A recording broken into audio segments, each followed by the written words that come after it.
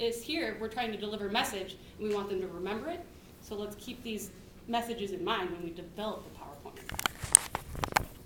Okay, so next, I have some technology that I would like to play a YouTube video, and I'm not confident it's going to work, so if we don't get to see this YouTube video, I'll describe it to you, and I recommend it. The YouTube video is called Life Before Death by PowerPoint by Don McMillan. Very funny video. They have like a 9-minute clip. This is a 4-minute clip. I was thinking of only playing about 2 minutes so we don't take up too much of our time, and let's cross our fingers and hope it works.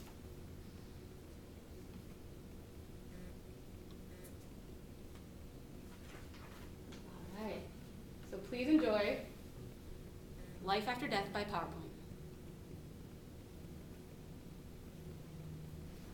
There's some things I hate about PowerPoint, and I figure it's kind of my duty to point them out. So here we go. Here's common PowerPoint mistakes. Number one, people tend to put every word they are going to say on their PowerPoint slides.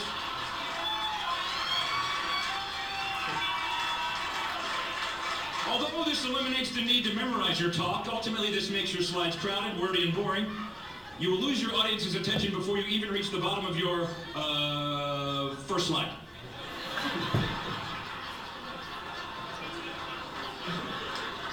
Please don't do that anymore, please. Number two, most common, many people do not run spell check. Big mistake. Nothing makes you look stupider than spelling errors. If it's got a red line under it, recheck the spelling. And finally, I hate this. Avoid excessive bullet pointing, only key points. Too many bullet points, and your key messages will not stand out. In fact, the term bullet point comes from people firing guns at annoying presenters.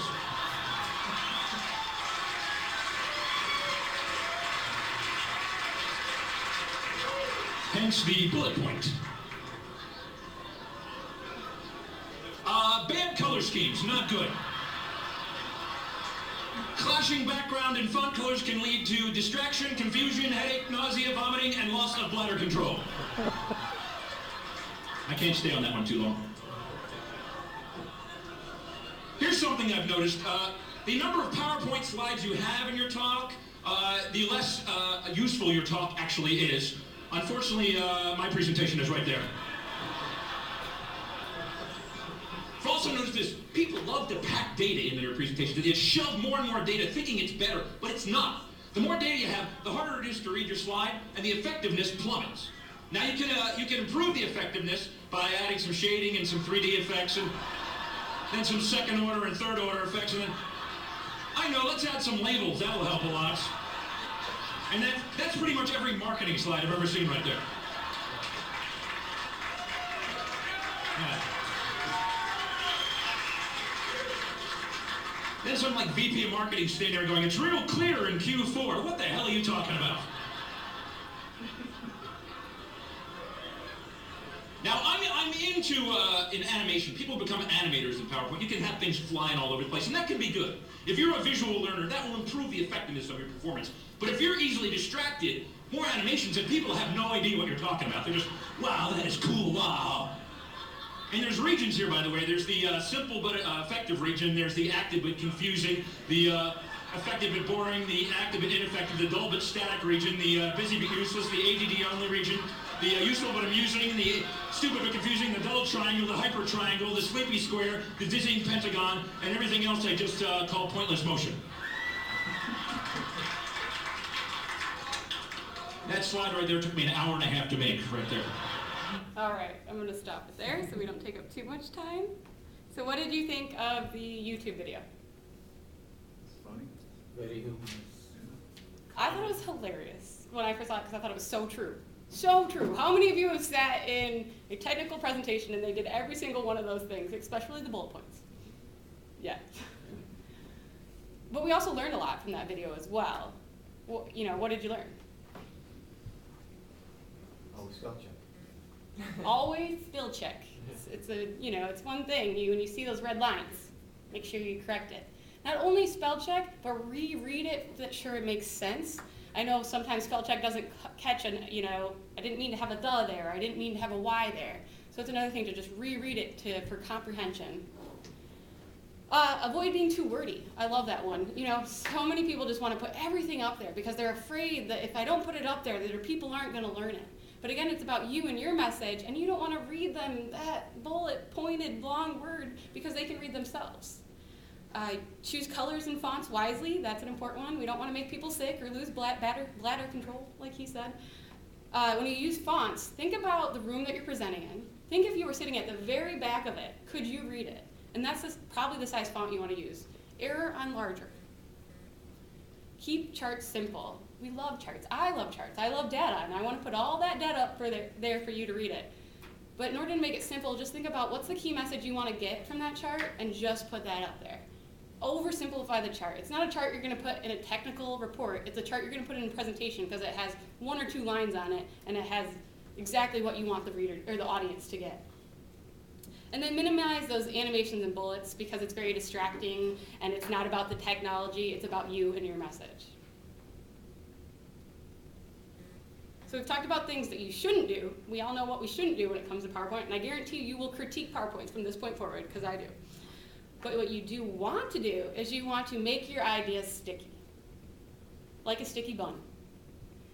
You know, sticky buns, they're very, very delicious. Every time you eat them, you get it all over your fingers and all over your face, and you'll go wash your hands, and your hands will still be sticky for the rest of the day, and you'll remember you ate it because you're so full. A sticky bun is memorable, just like you want your message to be. You want your message to be memorable. And one way to do that is to use pictures instead of words. Pictures are much more memorable than bullet points on a slide. You can use pictures in lots of different ways. You can go to the internet and Google what you're trying to say, and usually that's how I find my pictures. You can use comic strips. You can use clip art. One thing that I was taught is that you want to be able to make sure, now that you're using pictures, use a variety of pictures. You don't want to throw up the same clip art or the same comic strip every time, because that's going to lose its effectiveness. It's all about having an impact on the audience. And then when you do use comic strips and things like that, just be careful of copyright and put up who that artist was or who the artist was, so that you're giving credit to where it's due. And then when you do have to use words instead of pictures, because it's, you know, it will come down to it, you're going to use words, just make it simple. So remember that 5x6 rule? And this is something Manesh taught me. It's, you want a max of 5 to 6 lines per slide with 5 to 6 words per line. So, for example, this slide right here only has 6 lines and no more than 6 words. So it's keeping it simple, it's avoiding, or reducing the distraction that you have, so you can focus on me and not read a wordy sentence, but you still get the main points from what we're saying. So the 5x6 rule is a good rule to follow when you're using a PowerPoint and putting words up there. Another way to make it simple is to minimize the number of slides. So a good way to do this is put everything you want out there. Make a presentation that has 20 slides, but then go through and edit. Question every slide. Say, do I need this slide? Does this slide support my message? Does this slide help the audience better understand what I'm trying to communicate? Can I use a picture instead of a word? And if they don't answer yes to those questions, delete the slide. You probably don't need it. And if you really feel like you can't delete it, you can always use an appendix or a handout so that you can provide them that more technical information that you could reference, tell them the main point, and then they can go refer to that in their extra time to look at the actual calculations behind why that was accomplished. So an appendix or a handout is a good way to provide that extra information that you just can't part from. So next, I'm going to talk about some slides that I've done in the past. So I have a before slide before I had presentations training, and I'll have an after slide of what I kind of went to using these techniques. I'm going to pause there and ask, what questions do you have thus far? Did you make the sticky bun in the picture? I did not make the sticky bun. It made me really want to eat a sticky bun. That's it. I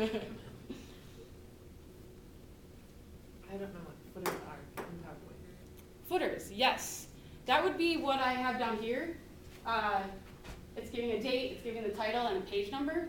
And that way you're kind of providing consistency. And when you have that handout, you consistently know what page you're on. Again, to kind of give that more, we know where we are, we know what we're reading, and we know what day it is. For consistency and clarity. I have a question. Are you looking at the computer? Yes. Okay. It's good because it doesn't look like you're looking at the screen at all. Thank you. I appreciate that. That was one thing I was trying really hard to do.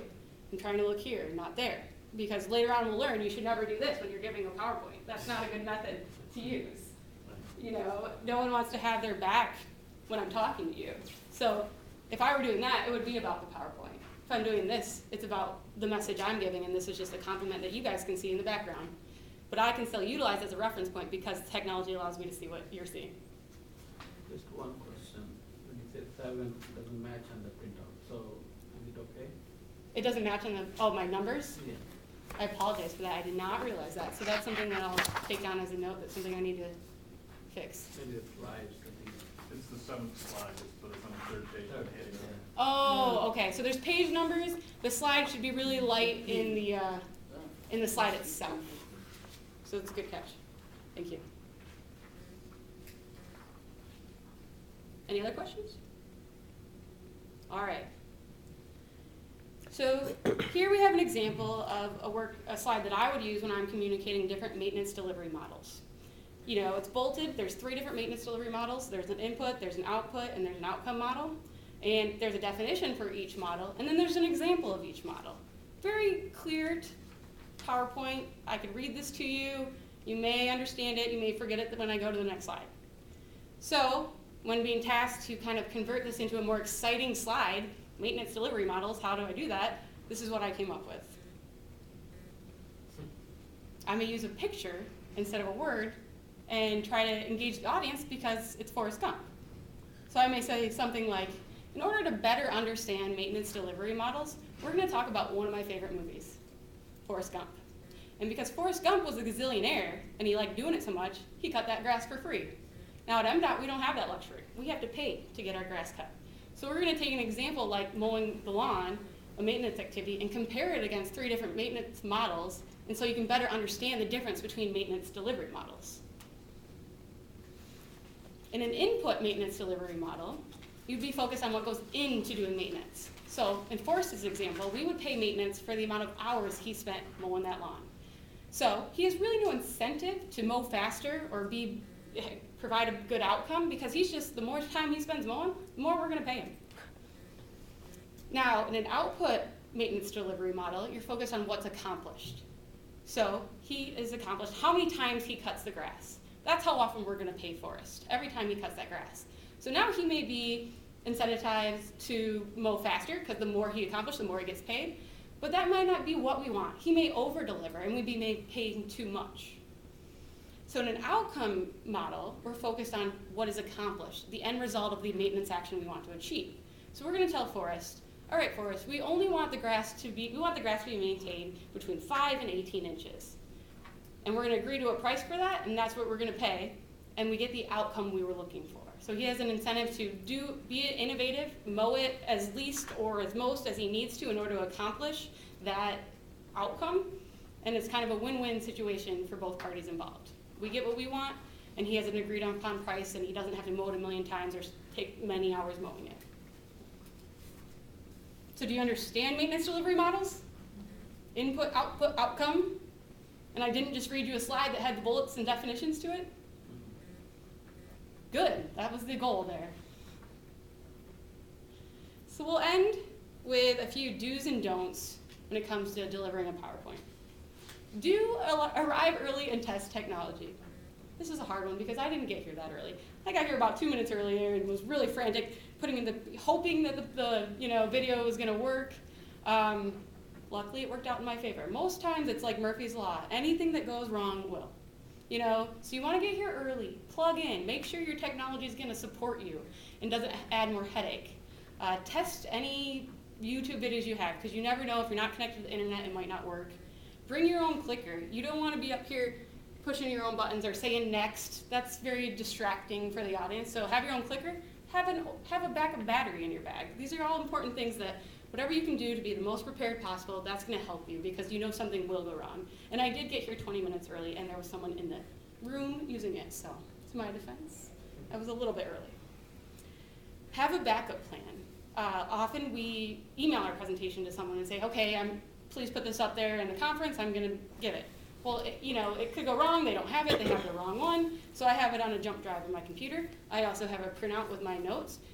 regardless if technology works, you're probably still gonna have to give that presentation, so having a backup plan is a good idea. Use stories, kind of like I talked about Forrest Gump, or I talked about sticky buns. They're way more memorable than a bullet point up on the screen. When you use stories, it has a better way of connecting with the audience. Reading a bullet point, again, is not something you're going to connect with, but talking about sticky buns and Forrest Gump, one of your favorite movies, you may remember the key message that came from that. So using stories is another way, like pictures, that helps you engage your audience and helps make your message more memorable. Because again, it's about you and your message and not about the technology. And then engage the audience when possible. This is one that can be difficult, but one simple way of doing that is pausing and saying, what questions do you have thus far? And you guys all had questions, which made me super excited because there's always that fear that no one's gonna have questions. But it is a good way to engage the audience, and don't be afraid of silence. Silence can be your friend. It gives you time to think, pause, collect yourself, and usually you give the audience a minute, they're gonna come up with a question. They need that second too. So don't be afraid of silence, engage the audience as much as possible. Now we get to those don'ts when it comes to PowerPoints. We talked about this one. This is not something that you want to do when giving a PowerPoint presentation. We all agree on that one. I thought that was a really good one, and one that you see a little more often than you'd expect. Do not advertise your mistakes. So you practice, and you say it exactly how you want to say it, and then when it comes to the actual presentation, you don't say what you meant. So that's okay. Nobody knows that you messed up. Just go ahead and continue on. You'll still get your key point across. You do not need to advertise your mistakes. Do not wing it. Toastmasters is all about practicing, and I'm so happy to be here to practice this. Practice, practice, practice. Over-practice and under-deliver. That was one thing that David Chinsky taught us. And what it means to me is you're super prepared, and then you know what you're going to say, and you keep it simple. And that's the key message that gets across. And when you do practice, time yourself, because it's all about what Mike said about respecting your audience. You want to have credibility with your audience and start and end on time. So are you feeling overwhelmed? I know I was when it came to all this information. I was like, I have to prepare a presentation, and I can't use bullet points, and I have to use stories and cool pictures. It's okay. You can use it over time. Just think about these little tips and tricks and incorporate them one-on-one as you go into your PowerPoints, and you will see a drastic change in your PowerPoint presentations. Most of all, remember that when you use these tips and tricks, don't worry about all the technology and everything going on right there. Think about your message and what you're saying, because it's not about the technology, it's about you and your message.